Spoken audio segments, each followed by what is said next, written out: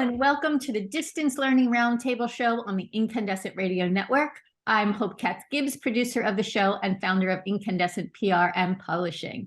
I am thrilled to be here with the host of the show, Dean Hoke, managing partner of the international firm Edu Alliance, and Pat Cassella, executive director of the US Distance Learning Association. Hello, gentlemen. Hi, Hope. Good Hello, morning. how are you? Awesome. We know, audience members, that you are going to learn a lot today from our guest, Elliott Masie, the founder of Masie Innovations in Saratoga Springs. Pat, I'm going to turn it over to you and Dean to introduce this amazing guest. Joining us today, thank you, Hope. Joining us today is Elliott Masie, the founder of Masie Innovations in Saratoga Springs, New York, focused on how organizations can support learning and knowledge within the workforce. He leads the Learning Collaborative with members including Amazon, Zoom, Bank of America, Subway, The Hartford, and others. He's a regular columnist and author of 12 books, including the ASTD/Masie Center's Big Learning Data, Learning Pivots, and Empathy. Elliott's professional focus has been on the fields of corporate learning, organizational performance, and emerging technology. He has developed models for accelerating the spread of knowledge, learning, and collaboration throughout organizations. Elliott serves as an advisor to a wide range of government, education, and nonprofit groups, including Department of Defense, and also served on the White House Advisory Council on expanding learning opportunities, as well as a member of the CIA University Board of Visitors.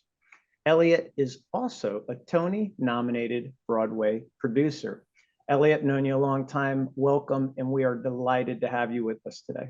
Well, it's wonderful to be here, and it's so appropriate we can do it from distance as we are. Yes. Very good. Well, I think I'll start off with the first question. And this has to do with an interview that I did previously with Peter Wells, who's the chief of higher education over at UNESCO. And he made what I thought was kind of a peculiar statement, but pretty true. And that's the pandemic changed attitudes about online learning in the education community worldwide. He stated during those 2 years, we took a leap forward of 10 years where teaching and learning online activity was publicly accepted. And he meant this from a worldwide basis. Mm-hmm.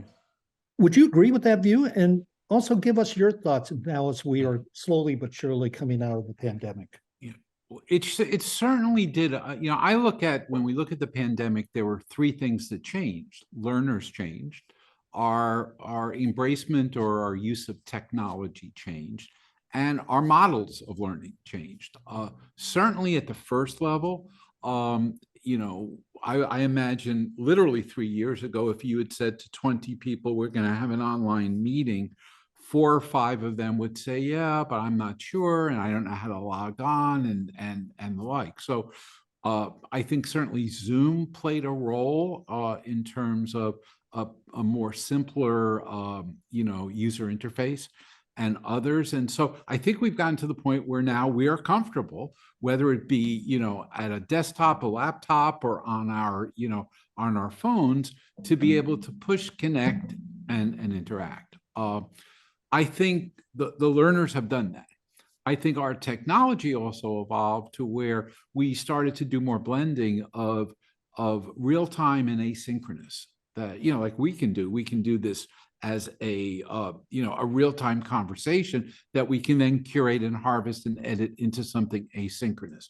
Wonderful leap forward.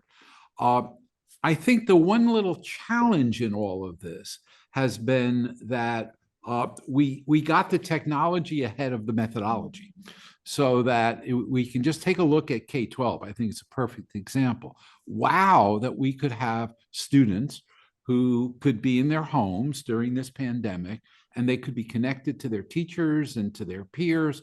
And, we had a learning experience happening virtually.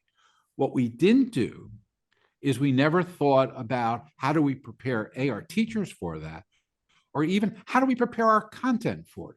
So one of the things that happened in the K-12 space is a lot of our kids got exhausted. Just, how many hours do you want to just be online? and we didn't have a lot of pre-made content. My fantasy, if we could go back, is that we would have gotten a few courses and had Steven Spielberg as the director to produce elements, and then use our teachers for the mediation, the moderation, the facilitation, and the like. Continuing on that, Elliott, it appears that, expectations have certainly changed since the pandemic, right? Both for the learner and for the instructor.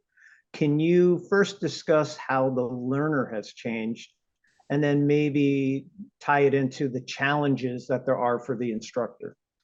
I think the learner is wanting to learn, but they aren't necessarily wanting to be a student, which is an interesting element of it. They're wanting to be engaged. They're wanting to be involved. They're wanting to, in many cases, be able to be interactive. They're wanting to do a project.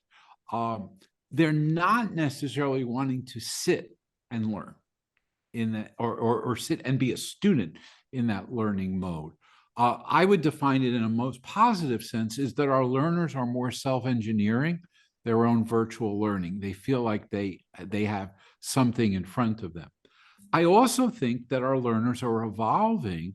How do we optimize a virtual event? So let's take this model as an example. So Dean or Pat or Hope are going to say something really interesting. How does the person watching this annotate it? Like, I really can't take my yellow marker and, mark over, Dean's face or something like that to highlight that. So what we need to do now is to better understand how learners can curate content that's virtual, how they can integrate that for later. And then the final piece, which I think is a really interesting one, is how do we deal with the real reality that we never meant back when e-learning started as a term. We never meant for the E in e-learning to mean a lonely learner. We actually thought that it would actually increase participation, increase engagement. And I think it certainly can vector towards that. But in many situations, people have learned to dump or publish a horde of content at the learners. And when I do interviews with learners in different workplaces, they're saying, well, it was okay, but I really wanted to talk to a peer about that.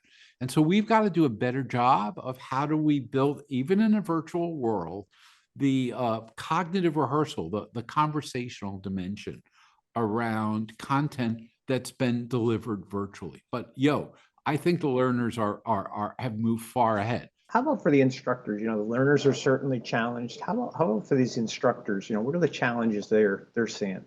Well, some of them start from literally, you got to get the lights right. You got to end up being comfortable looking at yourself. I go way back to, I was on an advisor to PictureTell decades ago. And I remember we had this big conversation with PictureTell and Cisco about whether or not the learner should see their own view. And my friends at Cisco said no, because you ought to feel like you're there and you're looking at, and my friends at Polycom said you want to see it because you want to make sure how you look in all of that. So we've got to get a self-confidence about it, and there's a skill to that. We also have to be different at storytelling. There's a pacing for talking or telling a story, like I am right now, of when do we do a pause? When do we do silence? When do I speed it up and move? Like there's a shift in storytelling when I'm doing that in a virtual environment. And the final piece, which is something we don't have yet, but the technology is moving there. How do we sense and pulse the audience? We certainly know, all of us have led sessions in small and large learning things. We know how to look around and we see, sure enough, in the third row, Pat is there, and Pat just looks like they're totally confused. Or in the back, you've got, Ivan who's jumping up and down. And how do we map and engage that? I know some people know that you've been in Broadway actually for a number of years. Yep. Yeah. A lot of people don't know this. And I think even when we were talking earlier, I'm going, so are you a frustrated actor? I mean, how did you get into all this? And probably the real question that I have is, what have you learned, what did you bring from online to Broadway, and what has Broadway brought to online? Is there some things? Well, we're very honored. My wife and I run Masie Productions, and we're a Broadway producer and originator. And we now are Tony nominated, and we produce 34 Broadway shows, including Kinky Boots and SpongeBob and a number of other shows. And we just opened Piano Lesson, an August Wilson drama in New York. What brought me into it, Dean, is the commonality of not entertainment, but storytelling. At the end of the day, my background was as a storytelling person, and I wanted to have great storytelling when I did train the trainer on how to run a classroom.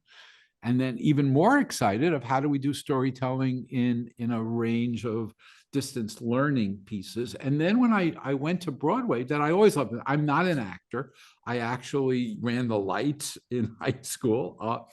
But when I would go to see a Broadway show, I realized that the producers of that were similar to what we did. We don't call ourselves producers. We might call ourselves instructional designers or the like, but we were both in the same business, taking a story and making it in a way that it was engaging, involving, impactful, and it moved the people that were there. So that's what got me involved. And we've done, as I said, 34 shows. There's been a learning for me in both directions. What I've learned from Broadway that I've brought into the world of learning is you've got to have a story arc for everything that you do. You know, probably the best good example is the way Chris runs the TED Talks. You know, they're 18 minutes and they don't start with, here's what I'm going to tell you and here's what I told you. They build a story arc in that sense. And you can't use traditional PowerPoint when you're doing a TED Talk. You've got to use involving icons. I believe we need to bring that sense of great storytelling into that. Well, this was amazing, gentlemen. Thank you so much for, sharing all this stuff. Elliott, wow, the founder of eLearning, coining that phrase and all of your amazing work. Thank you for that and for sharing your thoughts and ideas with us today. Gentlemen, what a wonderful show. This is episode 2 of the Distance Learning Roundtable, where we're going to bring tons of experts in to talk about the future of e-learning, learning online and around the world. So thank you, Pat Cassella, Executive Director, what's your title? Executive Director of the U.S. Distance Learning Association, and Dean Hoke, the managing partner of Edu Alliance. So this is just a wonderful episode, and we know people are going to walk away with a ton of new information and food for thought. And of course, Elliott, we will be bringing you back to see where we are, maybe in a year from now. So I'm Hope Gibbs, the founder of Incandescent Radio and Incandescent TV, and also proud to be the communications director for the U.S. Distance Learning Association. A total honor. So thank you to our audience. We will talk to you soon. Have a wonderful day. Thank you all.